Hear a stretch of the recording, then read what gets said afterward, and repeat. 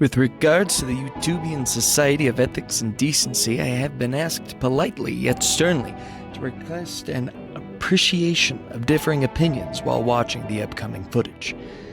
It is suggested then by myself and the caretakers of my holding legally and physically that you comment respectfully.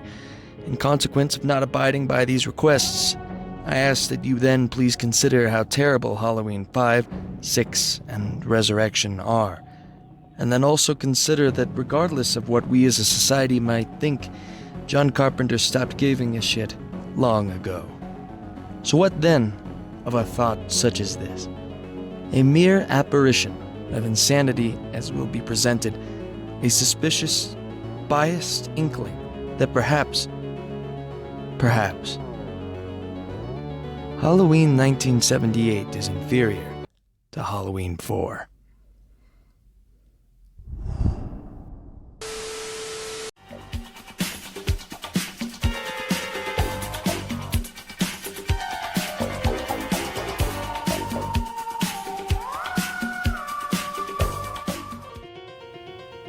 Oh, it has been a minute, boys, since I've done one of these. But despite that fact, I'm still going to sit here and tell you that this is one of the best VHSs I have. The craftsmanship that went into every little detail, like this little guy. I mean, this poster, the detail in the mask, the fact that I can see his eyes just barely covered by shadow, the title. The side panels still carry a pretty generic font, but that's okay because the back cover makes up for it. We get to see Michael again. Dr. Loomis pointing a gun. He's not the same guy. He's ready to kick your local serial killer's ass. This entire review is not about comparing the two VHS releases of the original and the fourth one. As a matter of fact, I honestly couldn't come up with a better way to illustrate that point.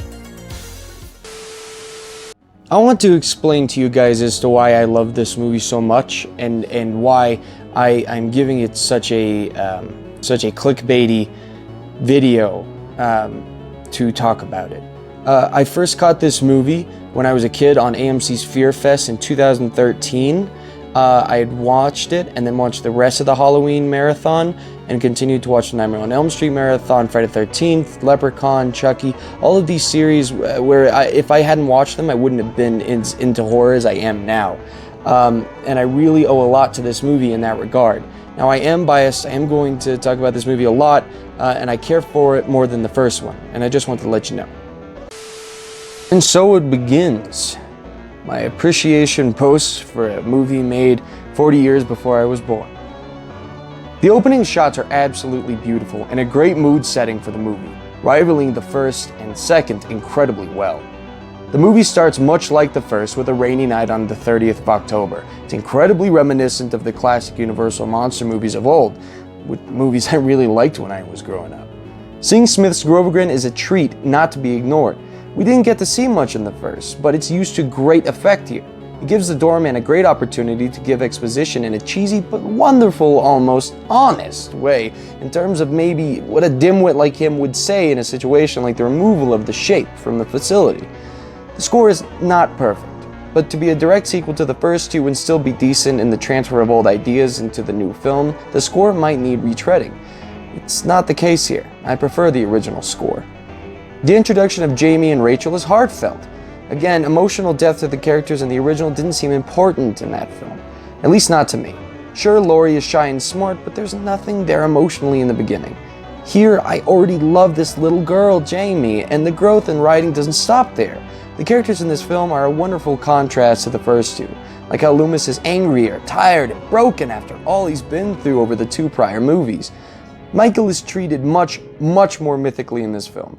A monster from a hell no one in the film will understand besides Lewis and Jamie. A standard was set in the original to have Michael, whose supernatural traits could be questioned and debated over their actual supernaturalness. I know what the goal was in the first one, but this one goes to bias. I love this portrayal of a truly horrifying Michael Myers, one you know is superhuman. One might argue that the first film's treatment of the actual gore and the evil things that Michael does in the first film was much more graceful and sophisticated as far as a form of storytelling, and I can't argue with any grace or sources against that, but I can say that this isn't just a gore fest for the sake of gore fest. The gore serves the purpose of building Michael's mystique. A thumb through the head, a shotgun through the gut, an entire police station littered with the dead. It shows his power, and more importantly, it builds a massive threat in Michael. But make no mistake, the movie has many scenes showing a restraint for the sake of atmosphere. The image of Loomis staring into the ambulance and not being able to see the carnage that he does is reminiscent completely of John Carpenter's treatment of Michael's evil deeds in the first film.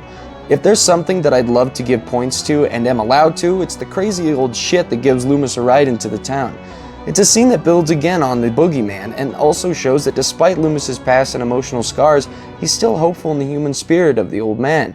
The fight against evil in the old man's heart is something that maybe Lewis will find in himself to keep his battle with Michael going. Michael in bandages before grabbing a new mask was very cool and added a new feel for the character to me.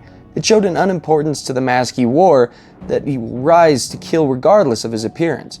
But again, he does grab a new mask. Haddonfield has never felt more real to me and never felt as large or as homey as it does in the film. The town is a character itself, only harboring the horrors within. The use of Michael's past to impede on Jamie's future is something I don't think most horror movie sequels think to do, if you don't count Tommy Jarvis in Friday the 13th Part 5 and Part 4. At least here you see the fucking balls to do what it set out to do. It's a terrific ending if you ignore Halloween 5 and 6. This film is an incredible mix of the 1978 atmosphere and a Friday the 13th horror effects masterpiece. It's new, it's different, but it's honorable and unique. It only pays tribute to an old original, but it doesn't try to mimic every last piece. There's no blatant reference to a scene in the original that just makes you sick or makes you wish you were watching the first one. It's a perfect sequel. It tries to be its own thing. There's something to be said for it, mainly for me. The original is legendary, but its third real sequel is on par for me in terms of filmmaking, acting, and atmosphere.